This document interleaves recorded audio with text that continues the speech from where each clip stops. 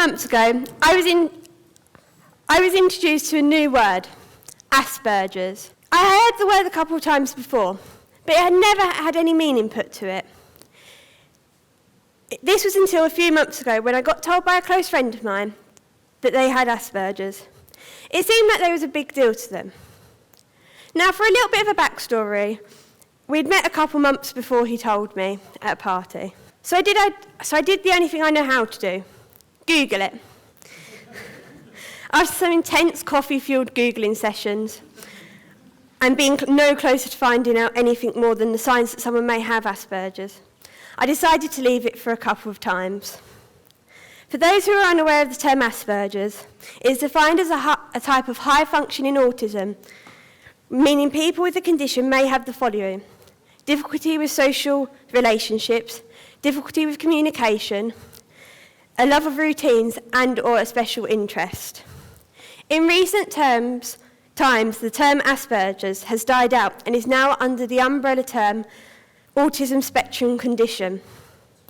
This is after a new discovery that Hans Asperger was found to aid and support the Nazi regime and suggested that children with disabilities should be sent to their deaths. The opportunity to find out more had came about recently.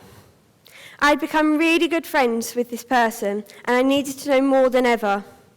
I wanted to know more in depth about how they see the world differently, how it affects their academics and how it affects their friendships. Once again, the good old faithful Google come out. Instead of the more logical, just asking them, I was a little taken aback that there wasn't too much on the topic. So I decided to ask the most oldest, wisest person in my family. It is estimated that there is 1 in 200 people affected with Asperger's. And when you scale this up to how many the people there is in the UK, it totals over 700,000. In most recent times, a certain TV star has opened up about his condition. This has led to an increased awareness, not just in the public eye, but also to the younger viewers. There are other notable celebrities that have also spoken out about this condition. Kind of unsurprisingly, my dear Nan didn't know too much either. She was, however, able to add to my knowledge. It affects everyone slightly differently. It was something that I had briefly thought about, but I'd never considered fully.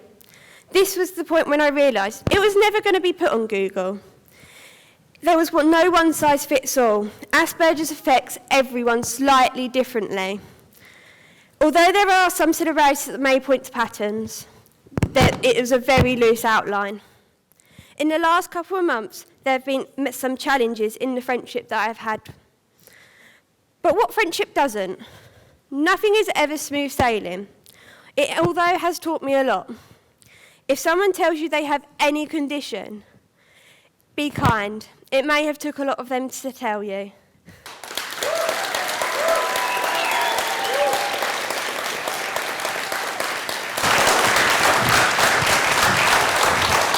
Well done. Thank you. How do you feel?